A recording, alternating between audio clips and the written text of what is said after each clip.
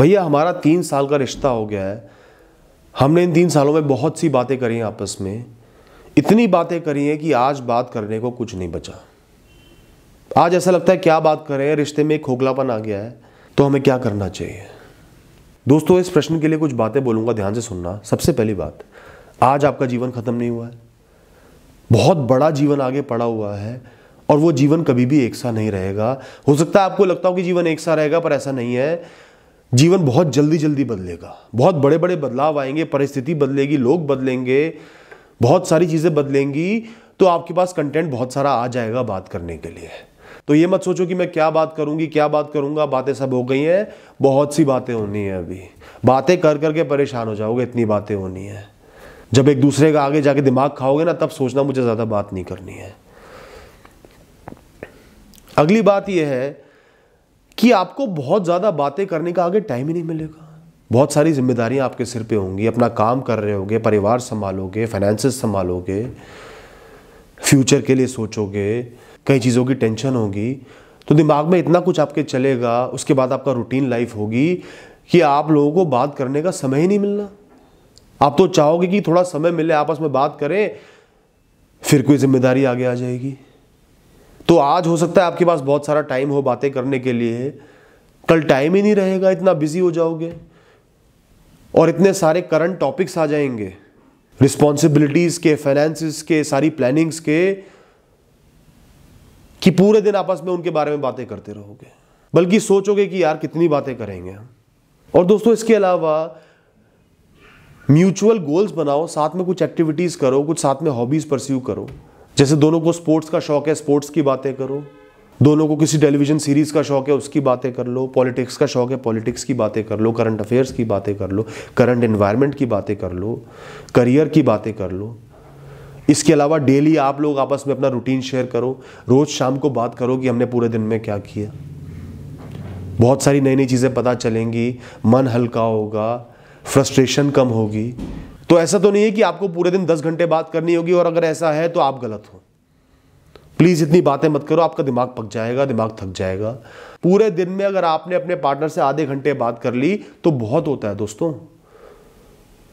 इससे ज्यादा का टारगेट भी मत रखो यार, बाकी काम भी तो है जीवन में, और भी लोग हैं, पूरी दुनिया है।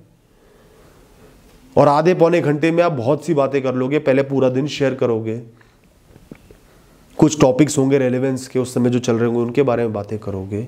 फिर आपस में कुछ अच्छी बातें कर लेना, रोमांटिक बातें कर लेना, बात खत्म। इससे ज्यादा कुछ नहीं चाहिए।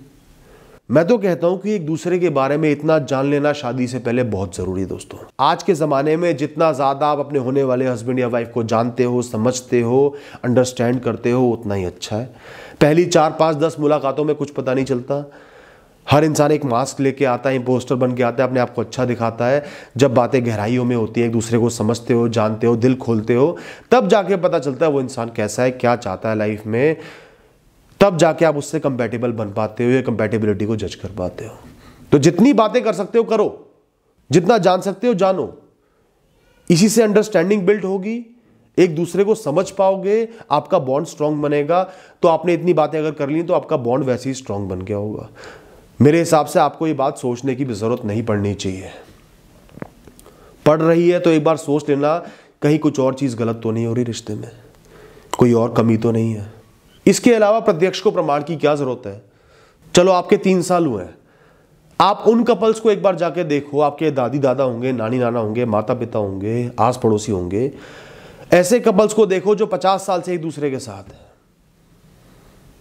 रिटायर्ड कपल्स को जाके देखो, पूरे दिन एक दूसरे से लड़ाइयां कर रहे होंगे, एक दूसरे को मना रहे होंगे, कभी मेमोरीज को याद कर रहे होंगे, कभी कहानियां शेयर कर रहे होंगे, और ज्यादातर लड़ाइयां ही कर रहे होंगे।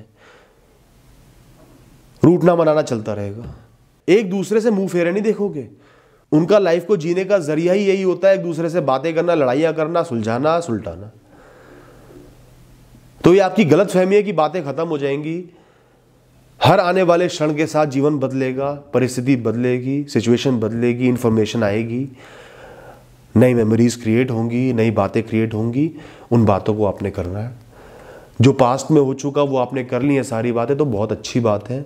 अंडरस्टैंडिंग बिल्ड हो गई है, एक बेस बिल्ड हो गया है, एक मजबूत नींव बिल्ड हो गई है इस इमारत की, जो पूरे जीवन चलनी है। कई बार क्या होता है, कम्युनिकेशन गैप होता है, एक दूसरे को समझ नहीं पाते शादी से पहले, और शादी के कुछ समय बाद कुछ बहुत बड़ी बड़ी बातें पता चलती हैं जो रिलेशनशिप के डायनामिक्स को ही चेंज कर देती है, उस नींव को हिला देते हैं जो पहले से ही थोड़ी कमजोर है। तो ये तो बड़ी सुकून की बात है कि आप लोगों में बहुत सी बातें हो रही हैं, और एक दूसरे का दिमाग चाटना जरूरी नहीं है। बिना बातें किए भी रिश्ता चल सकता है। कम्युनिकेशन गैप नहीं होना चाहिए, एक दूसरे का सहारा बनो, एक दूसरे के साथ खड़े रहो। उसके स्वभाव में बदलाव आ रहा है, उससे बात करो। वो परेशान है, उससे बात करो। उनका मन उचट रहा है, उनसे बात करो। उनको कभी भी अकेले नहीं छोड़ना, उनके साथ खड़े रहना है, चाहे बिना बात करे खड़े रहो, खड़े ज़रूर रहना है। यही असली रिश्ता होता है। तो मैं ये मानता हूँ, जो आपका इशू है, हो सकता है आपको जेन्युइन लग रहा हो, लेकिन ये बहुत ज़्यादा रेलेवेंट नहीं है। जितना एक रिश्ता स्ट्रांग होगा, एक दूसरे से क्लोज होगे, उतनी ज़्यादा बातें करोगे, और बातें कभी ख़त्म नहीं होती दोस्तों। Thank you and all the best.